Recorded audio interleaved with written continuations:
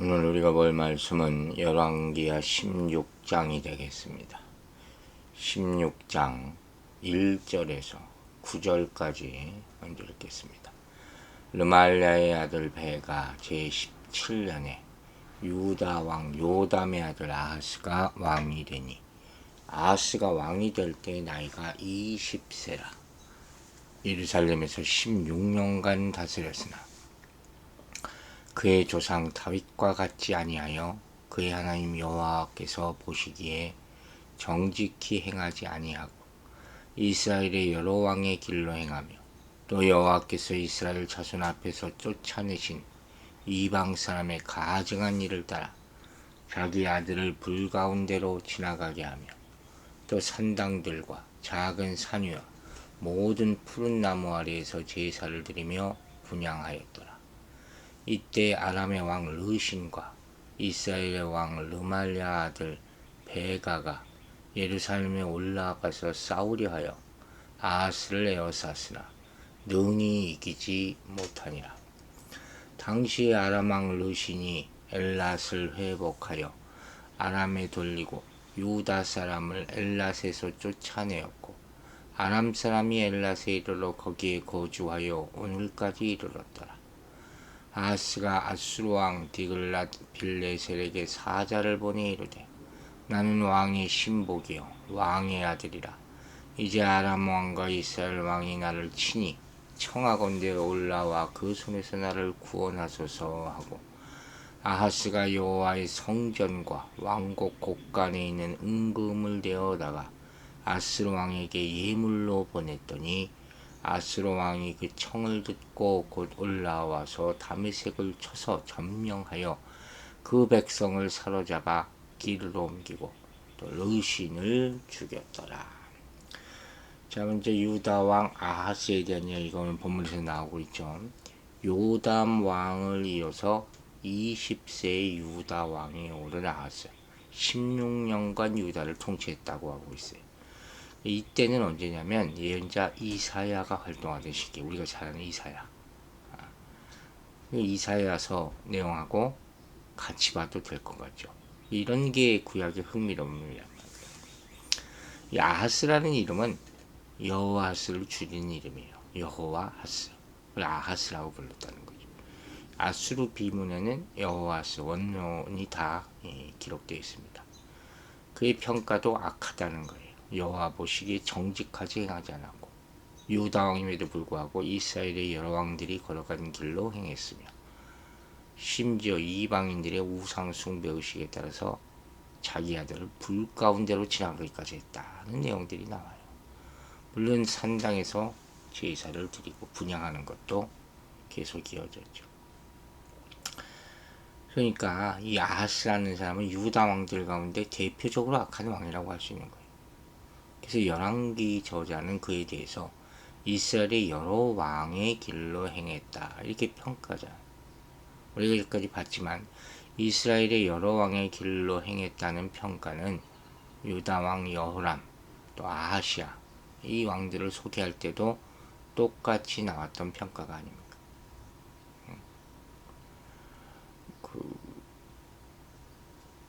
이 왕들의 공통점은 뭐예요? 이스라엘 왕실과 결혼으로 혹은 혈연으로 연결되어 있다.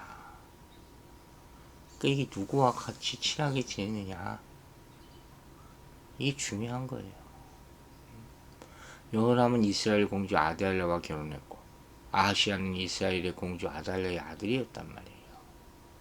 그런데 아하스의 경우에는 특이하게 모친이 소개되지는 않아요. 유다 왕들 가운데 모친이 소개되지 않는 경우는 여호람과 아하스뿐이거든요. 흥미로운 것은 아하스의 아들 히스기야를 소개할 때 어떻게 했어요? 히스기야의 어머니, 즉 아하스의 왕비 이름을 스가랴의 딸 아비 18장 2절에서 이렇게 소개했단 말이에요. 그러니까 만약 이 스가랴가 이스라엘 왕 스가랴를 가리키는 것이라면 아하스는 이스라엘의 공주와 결혼한 것이 됩니다. 여러분 이 관계를 이해하시겠어요? 어쨌든 그러므로 모친을 소개하지 않은 여호람과 아하스의 공통점은 뭐예요? 이스라엘 공주와 결혼한 것이에요. 또 연결되는 거예요. 이렇게 열왕기 저자는 결국 유다 왕이 이스라엘 공주와 결혼한 것을 부정적으로 평가하면서 그들의 모친의 이름을 소개하지 않았던 것이다. 이렇게 해석할 수 있죠. 그러므로 이스라엘이 여러 왕의 길로 행했다 하는 평가는 이스라엘 왕실과 결혼하거나 혈연관계로 맺은 유다 왕들을 비판하는 표현으로 볼 수 있는 거예요. 하여튼 관계하면 안 되는 거예요. 그 당시 여러 가지 역사적인 여러 가지 관계 때문에 다르게 연결되어 있지만 그게 망하게 있는 갈로 같다는 거죠. 그리고 이제 나오는 것이 대표적인 말씀이 3절에 나오는 이 불 가운데로 지나가게 한다. 사람을 불로 태워서 제사드리는 소위 말하는 인신제사를 뜻하는 표현이죠. 끔찍한 얘기죠. 하나님은 레위기 18장에서 이스라엘 가운데 인신제사 드리는 걸 철저하게 금하고 있다. 그런데 이런 인신제사의 악습이 이스라엘 역사에서도 그대로 있었다. 입다가 자기 딸을 번제로 드린 게 사사기에 나오고 므낫세 왕도 자기 아들을 제물로 드렸다는 말이 열왕기하 21장에 나온단 말이에요. 어떻게 이런 일을 행할 수 있을까? 상상이 안 가는 거죠. 얼마나 악한가 하는 거죠. 이스라엘 멸망 원인 중에서 이런 악습이 언급되어 있다는 거예요. 미가서에도 맏아들을 바칠까 말까 고민하는 그런 백성의 모습들이 기록되어 있고, 인신제사라는 게 뭐예요? 사람의 몸을 희생양으로 삼는 거 아닙니까? 그러니까 어떤 집단과 사회가 위기를 모면하기 위해서, 옛날에 무슨 영화에서 봤던 것 같아요. 혹은 번영을 위해서 누군가를 희생양으로 삼는 악습, 악한 세력에다 넘겨주는 거예요. 생각을 해보세요. 귀한 생명을 우상에게 바친다. 그야말로 인륜을 저버린 끔찍한 범죄라 하는 거죠. 그래서 하나님이 이스라엘 가운데 그러한 악습을 철저히 금했던 것이다 말씀이에요. 이런 이 인신제사, 이 이교도들이 하는 악행이에요. 한마디로 하나님을 욕되게 하는 그런 모습이죠. 이런 일을 하는 자는 반드시 죽이라고까지 예레미야서 20장에 나와 있단 말이에요. 아하스는 지금 유다의 왕이잖아요. 그런데 이런 끔찍한 일을 저지른 거예요. 그럼 뭘 보여줍니까? 그가 믿음 없는 사람이다. 극단적인 두려운 정서가 불안한 자. 이런 사람들이 이런 일을, 정신병의 일종이에요. 이건 정신병의 심리적으로. 미신에 빠져 있는 것이죠. 그래서 이런 자신을 보호해 줄 것 같은 일이라면 무엇이든지 다 하는 그런 모습을 보이는 거죠. 참 무서운 거예요.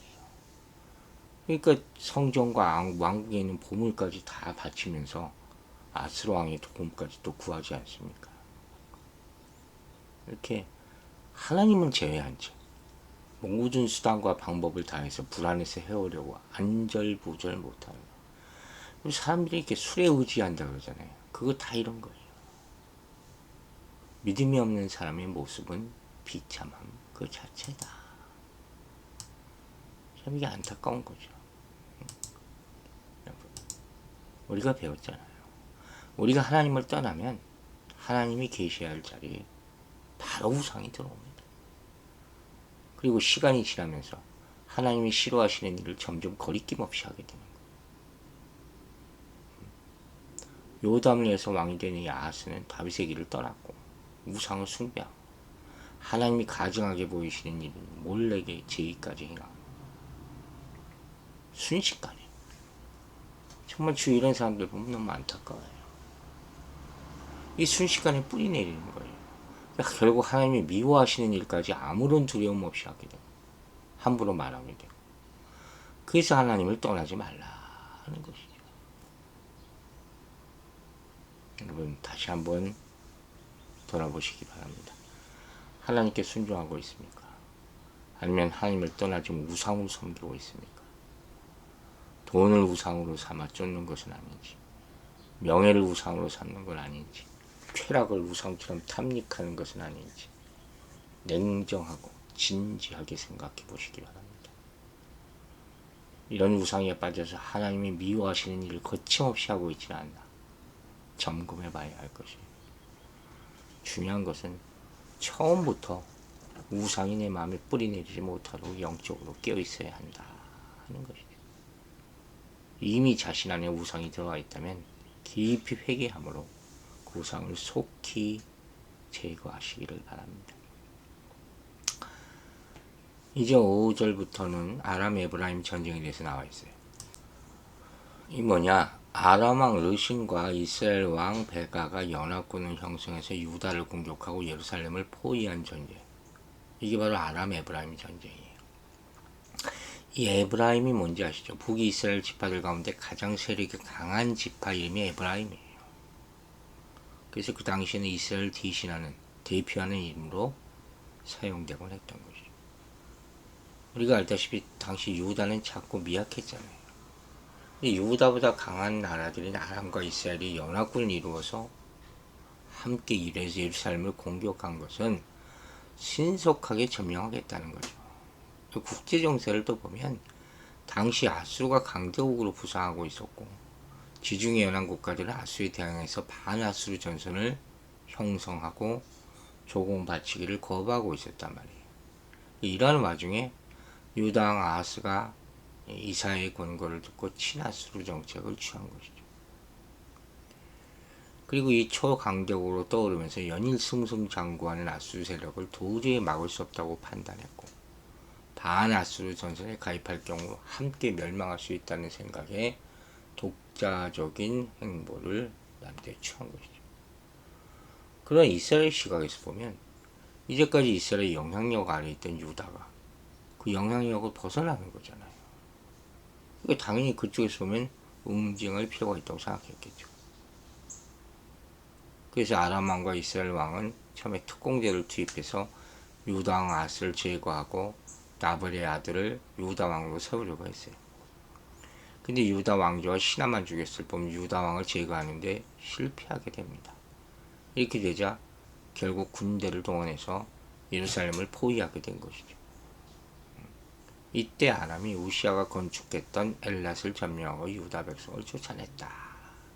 그리고 아람 백성을 이주시킴으로써 엘랏을 아람의 성읍으로 삼았다는 내용들이 6절에 나오는 거예요. 그러니까 이런 모습들을 한번 쭉 보라고요. 이게 뭐예요? 하나님의 경고예요. 하나님은 죄악에 빠져있는 우리가 돌이키도록 끊임없이 경고하십니다.